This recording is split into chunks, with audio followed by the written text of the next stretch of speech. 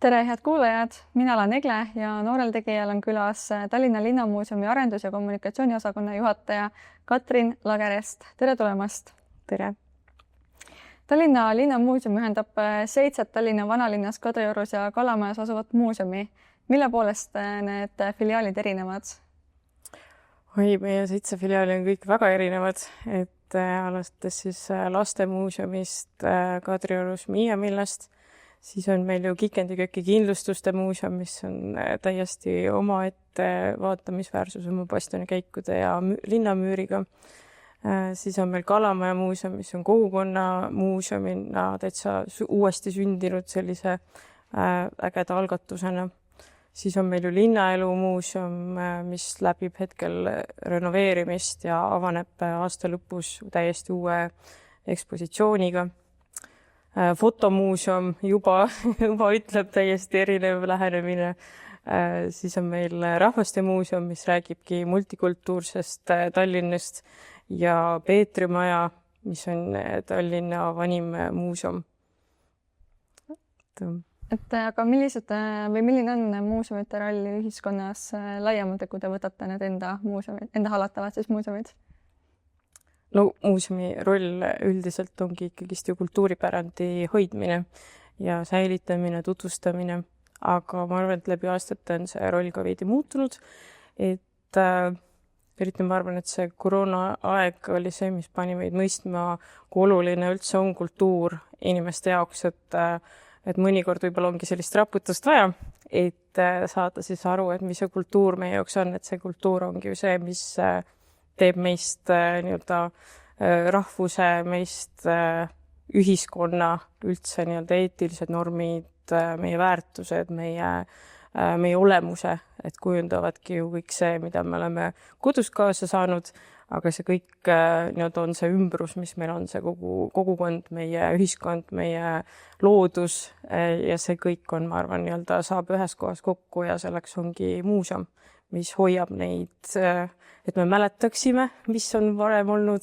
oskaksime sellest õppida ja võib-olla ka mida aina enam on ju ka neid muuseumi, mis näitavad ka, et mis võiks olla või mis võiks olla teisiti, kui me teeksime mingeid valikuid teistmoodi. Kui vaadata muuseumi külastajaskonda, siis kes teil selline peamine sihtrühm on? Noh, see nüüd see keeruline koht, et eks oleneb vastavalt siis ka näitusele muuseumile, et kui lastemuuseumis on siiski ju pered, siis Kikendiköki kindlustuste muuseumis on peamiseks sihtgrupiks siiski turistid, nii välis- kui siseturistid, sest see lihtsalt on nii ainulaadne. Aga kui nüüd üldistada, siis ma arvan, et selline keskmine muuseumi külastaja on erinevate uuringute tulemusel, et on 40+ kõrgharitud naisterahvas, kellel on perekond, et eks me püüame lähtuda sellest ja siis nii-öelda näituste puhul siis vastavalt igale sihtgrupile ja teeme siis eriprogramme, publikuprogramme, haridusprogramme vastavalt siis vanusele ja siis sihtgrupile juurde. Ja kuna see meie saade on ka siin eelkõige noortele, siis kas oskad tuua mõne konkreetse näite, mida mõni teie muuseum siis noortele vanuses 13–26 pakub? See jälle nii lai haridusprogrammid käis läbi, et võib-olla, ma ei tea, kas lisaks nendele on veel midagi või on siit? Ja kindlasti selles suhtes haridusprogrammid, kuhu on siis oodatud kõik erinevate koolidega, aga sellel aastal on ju nii-öelda selle aasta algusest käivitus Tallinnas kultuuripiletiprogramm, mille raames saavad ju Tallinna koolid käia siis kultuuriasutustes tasuta ühe korra. Nii et kindlasti need koolid, kes pole veel käinud või need noored, kes kuulevad ja pole oma klassiga veel kuhugi jõudnud, et siis rääkige õpetajatele, et on võimalik minna siis Tallinna kultuuriasutusi külastama. Aga kui lisaks haridusprogrammidele on meil väga palju erinevaid töötube, siis just niisuguseid tuure, mis kindlasti võiksid olla huvitavad. Näiteks mai lõpus on meil taas algamas ajalootramm, mis tähendab, et läbi trammiakna eritramm sõidab, läbi trammiakna siis giid jutustab ajalugu ja huvitavaid fakte, mis siis täpselt trammiaknas paistab, et selline kodukohaga tutvumise võimalus läbi siis linnatranspordi. Põnev. Aga ma küsiksin nende samade haridusprogrammide asjade juures olles, et miks peaks üldse üks klass tulema muuseumisse, et mis see nagu koolitunnile juurde annab? Meie haridusprogrammid on siis koostatud selliselt, et need toetavad ainekava ja õppekava, ehk et õpetaja saab siis läbi sellise väga praktiliste selliste tundide anda siis lisaväärtust oma õpilastele, et näiteks võib-olla mingi niisugune keerulisem ajaloo teema või siis meil on ka linnaplaneerimise selliseid haridusprogramme, looduskeskkond linnas, linnaloomad, et selliste teemadega näiteks on väga võimalik siduda oma ainetundi ja anda siis lastele sellist lisaväärtust ja võib-olla ka ka meil on sellised lisamaterjalid koostatud, mis aitavad siis lastel võib-olla paremini mõista mingeid keerulisemaid teemasid. Kuidas on muuseumid ajas muutunud, kas need sotsiaalmeedia või nutiseadmed ja mingid noorte harjumused, asjad on kuidagi mõjutanud seda arengut? Ja kindlasti, et selles suhtes, et eks ta kindlasti, kui vaadatagi ringi, et siis üldiselt muuseumi maastikul siis püütakse rohkem teha selliseid interaktiivseid lahendusi, rohkem selliseid hands-on lahendusi, kus külastaja saab ise olla osa siis sellisest EXPO väljatöötamisest. Aga ma arvan, et üks peamine muutus, mis on olnud, on see kaasamine, ehk et läbi selle interneti on nagu võimalik kaasata rohkem noori ja ka teisi külastajaid, ehk et küsida seda tagasisidet, küsida, et millest näituseid soovitakse. Külastajal on võimalik päriselt osa saada näituse loomest, ehk et ma ei tea, teha oma käejälgi või joonistada või midagi muud moodi kuidagi panustada sellesse muuseumi arengusse või näituse loomesse. Üks teie muuseume, Kalamaja muuseum, enne käis läbi ka, et on rohkem kogukonnale suunatud, et kuidas neil see on õnnestunud või kus see üldse mõte tekkis, et võiks nagu rohkem kogukonna keskne olla? Kalamaja muuseum, mis eelmisel aastal saigi Euroopa parima kogukonna muuseumi tiitli, mis mille üle me oleme väga uhked, nad on selle väga hästi välja teeninud, on tegelikult alguse saanudki kogukonnast. Et ma ei tea, kas te mäletate, aga kunagi oli seal sama koha peal oli ka lastemuuseum ja siis tekkiski see mõte, et tuleks kuidagi seda arendada ja kui muuseumi töötajad läksid küsima, et millist muuseumit Kalamaja inimesed sooviksid, siis jõutigi väga kiiresti selleni, et Kalamaja muuseumi inimesed soovivad muuseumit Kalamajast ehk enda kodukohast. Ja kogu see EXPO ja kõik need lood ja kõik need näitused, mis sinna on sündinud, ongi koostöös kogukonnaga ehk nende inimestega, kes seal elavad. Ja see ongi selline mõnus sümbioos, kus muuseum siis annab enda poolt platvormi, aitab kaasa mõelda, korraldab üheskoos Kalamaja päevi ja teisi üritusi ja samas saame siis meie neid Kalamaja elanike lugusid, tuuakse hästi palju esemeid, väga ägedaid esemeid. Kalamaja elanikud ise viivad läbi ekskursioone ja räägivad oma Kalamaja lugu siis soovijatele. Aga ühesõnaga, kui inimesed, Kalamaja elanikud siis sooviksid ka panustada selle Kalamaja muuseumi töösse, et siis neil on võimalik endast märku anda või? Jaa, muidugi. Kõik on alati oodatud, et uks on lahti. Minu meelest seal ongi selline hästi tore õhkkond alati, et inimesed astuvad sisse ja hakkavad lihtsalt jutustama oma päevast. Et see on selline väga tore kogukonnakeskus juba välja kujunenud, et kui keegi tunneb, et tahaks sellest osa saada ja oma lugusid jagada, siis kindlasti nad võtavad avasüli vastu. Juba 3 aastat on Tallinnas iga kuu esimesel pühapäeval toimunud muuseumi pühapäevad. Et mis need endast kujutavad? See on siis selline tore siis Tallinna linnapoolne algatus, et siis jah, iga kuu esimene pühapäev on siis Tallinna erinevates muuseumites sissepääs tasuta. See tähendabki seda, et 18 muuseumi on siis üle Tallinna, mis pakuvadki võimalust sellel päeval saada osa muuseumi näitustest, ilma et sa peaksid ostma piletit. Et Tallinna Linnamuuseumil nii-öelda esimesel aastal siis õnnestus igasuguseid rekordid lüüa, ehk et talveperioodil oli meil üle 2000 inimese Kikendi-Köki kindlustuste muuseumi ukse taga järjekorras ja selle järgselt me siis otsustasime, et me ei saa niimoodi jätkata, et see ei ole hea ei külastajatele ega muuseumitöötajatele ega muuseumihoonetele.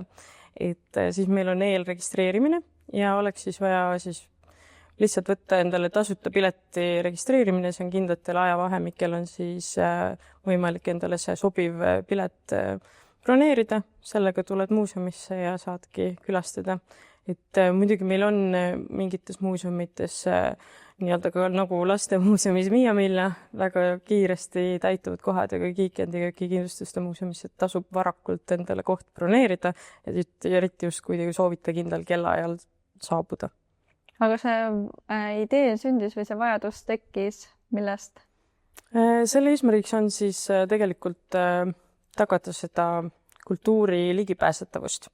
Et kuigi nii-öelda me võime küll öelda, et meie nii-öelda Tallinna Linnamuuseumi piletid ei ole just hirmkallid ja üldse muuseumi piletid just väga suurte numbritega, ma arvan, ei saa siin kiidelda, siis lihtsalt majanduslik olukord nii-öelda ei ole kõigil nii hea ja selleks, et vähemalt see ligipääs muuseumitel oleks mingilgi määral tagatud, siis ongi see muuseumi pühapäevad projekt ellu kutsutud. Siin lähiajal mais on tulemas ka üleriigiline või isegi tegelikult üle Euroopaline muuseumiöö. Et mis teil selle raames plaanis on? Jah, tegelikult on mais isegi päris mitu üritust järjest, et tegelikult on siis Tallinna päev on kõigepealt 15. mai, kus ka Tallinna Linnamuuseumil on siis ajalootrammid sõitmas. Homsest lähevad piletid müügile, 1 euro on 1 pilet, nii et homme tasub olla arvuti juures ja saab osa sellest ajalootrammist. Siis 17. mai toimub siis, tegelikult on see üle-eestiline muuseumiöö ja selle aasta teemaks on raamatud, kuna on ka ju Eesti raamatuaasta ja päris palju on siis just sellist raamatutega seotud siis tegevusi ka meil muuseumites. Et meil osalevad 4 muuseumit, on Fotomuuseum, Tallinna Rahvaste Muuseum, Kikendi-Köki kindlustuste muuseum ja siis Kalamaja muuseum.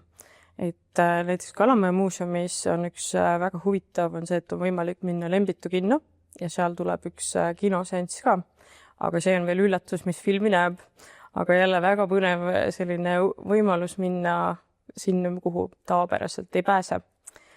Siis Tallinna Rahvaste Muuseumis on meil siis meie üks kuraator viib läbi siis sellise illustratsioonide töötoa, kus on siis võimalik ise proovida mõnda juttu siis illustreerida ja joonistada siis muuseumis koha peal.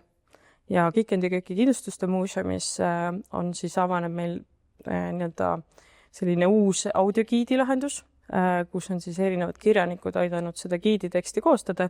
Näiteks eestikeelse giiditeksti on loonud meile Indrek Hargla. Et sellised erinevad võimalused.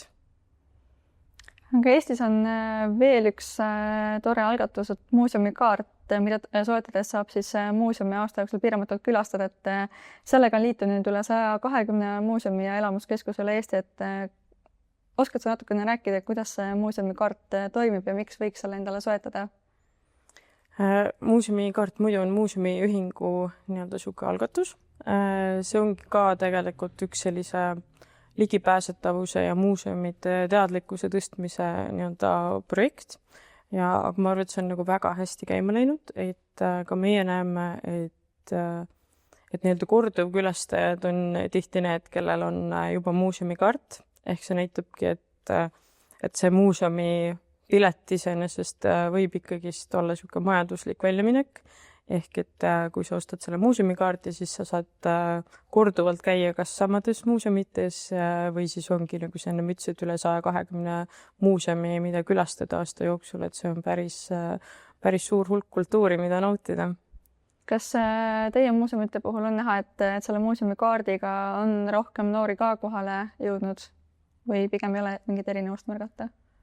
Meil vist jah, ma ei oskagi öelda, kas seda noorte koha pealt, ma ei oska nüüd seda numbrit kahjuks öelda, et me ei ole vist sellist statistikat teinud, et ma ei oska öelda, et äkki muuseumikaardil on seda numbrit. Täna viimane uuring oli neil vanuses 16–84 vahemikus, ehk et mis eeldab, et ikkagi noortel on ka seda muuseumikaarti ikkagi soetatud.